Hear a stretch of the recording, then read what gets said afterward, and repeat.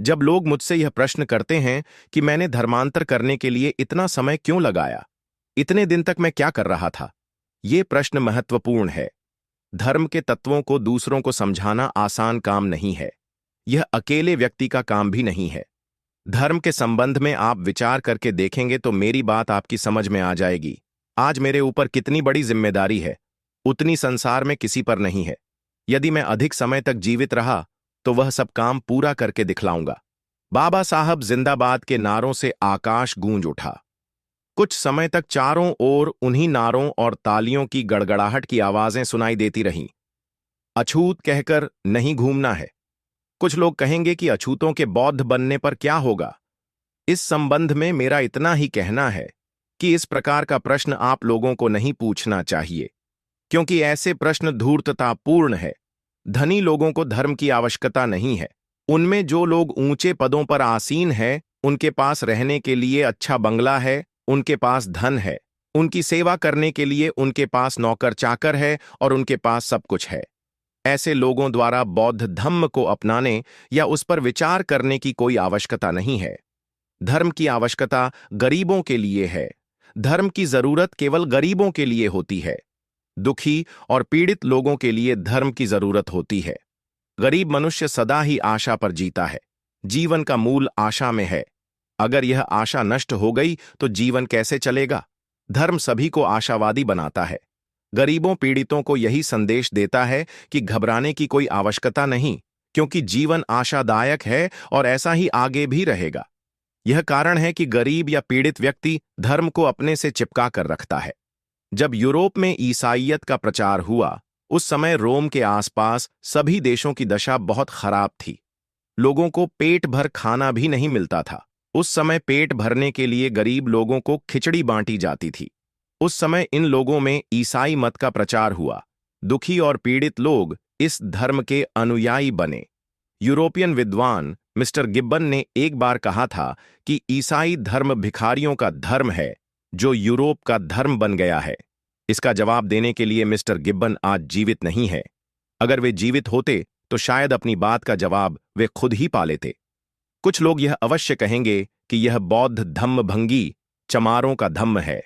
कुछ ब्राह्मण लोग भगवान बुद्ध को भी भौं गौतम कहकर पुकारते थे। ब्राह्मण भगवान को इस प्रकार अपशब्द कहकर चिढ़ाया करते थे। लेकिन आप यह जानते हैं कि विदेशों में राम कृष्ण और शंकर की मूर्तियां को खरीदने के लिए रखा जाए तो कोई खरीदेगा नहीं। अगर भगवान बुद्ध की रखी जाए तो एक भी मूर्ति नहीं बचेगी। भारत में जो होना था वह बहुत कुछ होता रहा। कुछ बाहर भी देखो। बाहर अगर किसी का नाम प्रसिद्ध है तो केवल भगवान बुद्ध का है। फिर यह धर्म बगैर फैले कैसे रहेगा। हम अपने मार्ग से जरूर जाएंगे। वे अपनी राह से जाएं। हमें नया रास्ता मिल गया है। यह आशा का प्रतीक है। अभ्युदय और उत्कर्ष का महान मार्ग है। यह मार्ग नया नहीं है। इसे हम कहीं से लाए नहीं हैं। यह श्रेष्ठ मार्ग यहीं का है। यह भारतीय है। इस देश में 2000 वर्ष पूर्व भी बौद्ध धम्म था। इसका हमें दुख है कि इसे हमने पहले ही क्यों नहीं अपनाया। भगवान बुद्ध ने अपने सिद्धांतों के अपरिवर्तनीय होने का दावा नहीं किया। इस धम्म में समयानुसार बदलने की शक्ति है।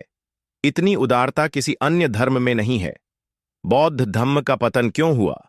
इस देश से बौद्ध धम्म के नाश का मुख्य कारण इस देश पर मुसलमानों का अमानुषीय आक्रमण था।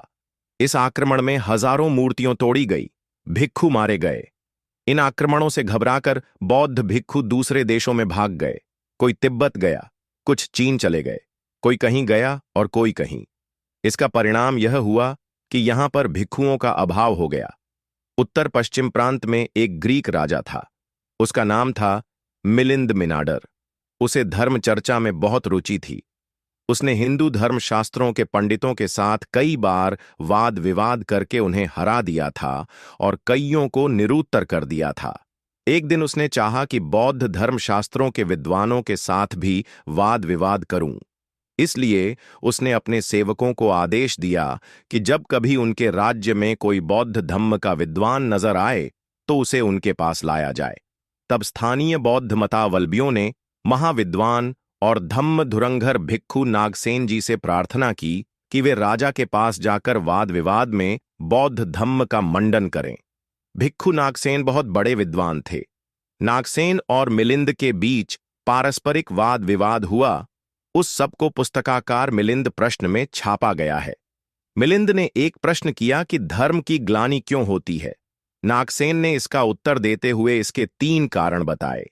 पहला यह कि सच्चा धर्म ही सदा बना रहता है। जिस धर्म के मूल में गंभीरता नहीं होती, वह धर्म तात्कालीन धर्म होता है और समय बीतने पर ऐसा धर्म टिका नहीं रहता। दूसरा यह होता है कि जब धर्म प्रचार करने वाले विद्वान ही नहीं रहते, तब धर्म की ग्लानि यानी हानि होती है। ज्ञानी लोगों को धर्म ज्ञान की चर्चा करनी चाहिए। विरोधियों के वाद विवाद का खंडन करने के लिए धर्म के प्रचारक न हो तो भी धर्म की हानि होती है। तीसरा कारण यह है कि धर्म और धर्म के तत्व विद्वानों के लिए होते हैं। साधारण लोगों के लिए मंदिर या विहार होते हैं, जहां पर जाकर जनता अपनी श्रेष्ठ विभूतियों की पूजा करती है। आप लोगों को इस महान बौद्ध धम्म को स्वीकार करते हुए इन बातों का ध्यान रखना चाहिए। ऐसा कभी नहीं समझना चाहिए कि बौद्ध धम्म के तत्व केवल कुछ समय के लिए हैं। आज 2500 वर्षों के बाद भी बुद्ध के तत्वों को सारा संसार मानता है। अकेले अमेरिका में बुद्ध धम्म के अनुयायियों की 2000 संस्थाएं हैं।